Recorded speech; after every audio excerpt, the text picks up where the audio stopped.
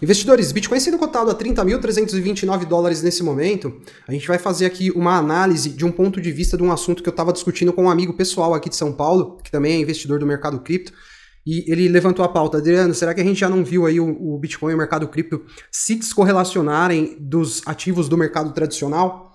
E eu já quero começar o vídeo adiantando para vocês, investidores, que eu não acredito nessa descorrelação, tá? Vou mostrar para vocês aqui no que eu me baseio para estar acreditando nisso, beleza? O primeiro ponto que é importante a gente entender é que o mercado cripto já não é mais já não tem mais o tamanho de um mercado formiguinha. Ele é um mercado já tem uma margem de capitalização muito pequena em relação aos grandes, só que já não é mais aquele mercado anãozinho que era antes. Quando eu entrei no mercado cripto, a capitalização do mercado girava em torno entre 20 bilhões, 30 bilhões, era muito pouco. A gente viu o mercado cripto passar de 3 trilhões de capitalização, certo? E isso é muito em função da entrada do capital institucional no mercado cripto. Cada vez mais empresas estão interessadas em investir em Bitcoin, colocar parte do seu caixa em Bitcoin, outras empresas querem investir em projetos cripto, e aos poucos a gente está vendo a institucionalização inevitável desse mercado, né? E inclusive a gente tem aí já informações de estudos, né, pesquisas realizadas que apontam que a maioria dos investidores institucionais detém ou planeja comprar criptomoedas. Essa matéria do Cointelegraph mostrou pra gente uma pesquisa sobre o apetite por ativos digitais para investidores institucionais, que mostrou que 43% deles já possuem ativos digitais, né? Então, isso vai fazendo com que cada vez mais o mercado cripto ele tenha movimentos de preço, ou os seus ciclos de alta e de baixa, muito correlacionados com os ativos tradicionais, certo? E aí eu vou mostrar para vocês aqui alguns ativos do mercado tradicional, e eu vou mostrar para vocês também o porquê que eu acho que o Bitcoin ele encontra-se correlacionado, inclusive no mesmo estágio de mercado que esses ativos que eu vou mostrar para vocês aqui. Bom, a primeira conclusão aqui que a gente vai chegar, investidores, é a seguinte: olhando no próprio gráfico do Bitcoin, a gente vê que o BTC, ele se projetou desde aquela mínima que ele formou lá em 20 de novembro, ele se projetou para ir fazer a máxima agora, nesses últimos dias aqui, já lá na casa dos 30 mil dólares, e ele foi lá atingir o quê? Uma região de resistência, certo? Então guarda isso, o BTC saiu da mínima para ir buscar uma região de resistência, né? Então, esse nível dos 30 mil dólares aqui foi o nível que sustentou o preço do BTC durante um horizonte de longo prazo, né? Lá desde janeiro de 2020 até maio de 2022, e agora a gente está vendo o BTC testar novamente esse nível de baixo para cima. E aí quando a gente quer olhar o mercado tradicional e entender como é que está o psicológico e o apetite ao risco dos investidores institucionais, um índice muito interessante para você medir isso é o S&P 500, que é o principal índice de ações da Bolsa Americana. E quando a gente olha para o S&P, o que a gente conclui aqui, investidores?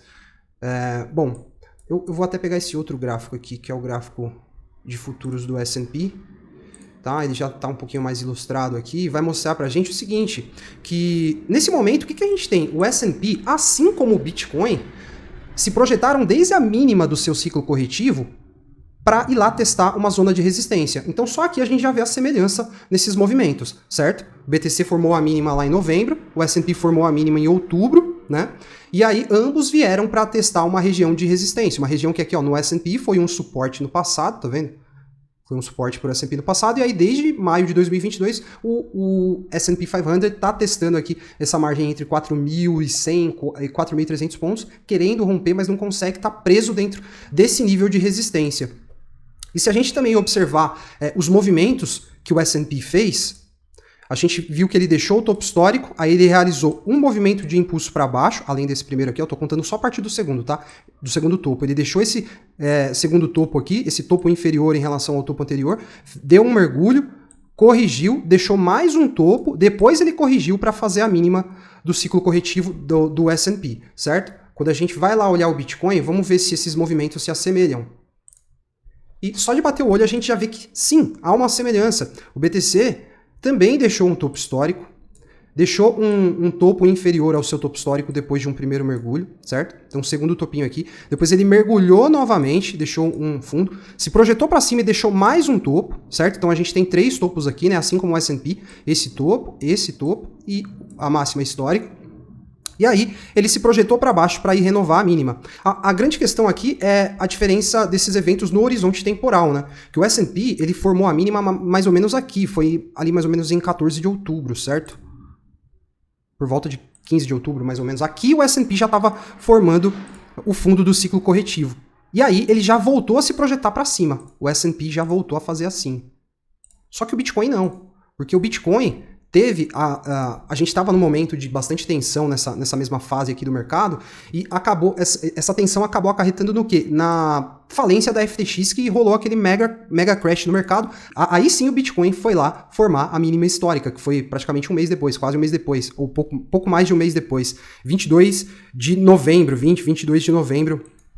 de 2022. Aí o que o BTC fez? Ele foi lá se projetar, já no começo desse ano, para ir testar a zona de resistência mais importante aqui para o BTC, tá? Se o BTC romper esses 30 mil aqui, se consolidar acima, investidores, e essa mesma lógica se aplicando lá ao S&P, se ele rompe, forma um pivô de alta, a gente entra em bull run, a gente entra num novo ciclo de alta, a gente tem a confirmação de que a gente está entrando num novo ciclo de alta, certo? Então, essa zona de resistência aqui, ela é muito importante para o Bitcoin, assim como a zona de resistência lá do S&P é muito importante para o mercado tradicional, né? Para o mercado acionário. Só que esses níveis importantes, eles não estão sendo vistos apenas na Bolsa Americana, no Bitcoin. Se a gente olhar o gráfico do petróleo Brent, que é uma commodity que tem total influência nos movimentos do capital institucional, porque afeta fortemente a economia, a gente vai ver, ó, que o petróleo também veio testar uma zona importante, ó, tá vendo? Uma zona de resistência, uma zona de suporte que foi uma resistência do passado. Se a gente olhar, vamos ver aqui o ouro, gold, também, ó, tá lá testando uma zona de resistência. Todo o mercado, nesse momento, tá testando nível decisivo, né? A gente vê isso acontecendo também no DXY, tá vendo? Que, ó, veio testar uma região de suporte, tá? Para o índice do dólar aqui, ó, a gente consegue copiar essa caixinha, colocar aqui na cor verdinha, ó. O DXY encontrou resistência durante toda essa fase aqui, rompeu, voltou a se projetar para baixo agora, testando essa região, mais um indicador econômico aqui, mais um ativo do mercado tradicional que está em uma fase super importante, ou seja, que se movimentou para atingir uma zona de decisão. E para mim, o mesmo aconteceu com o Bitcoin. O Bitcoin, o que ele teve foi um movimento um pouquinho mais atrasado, né?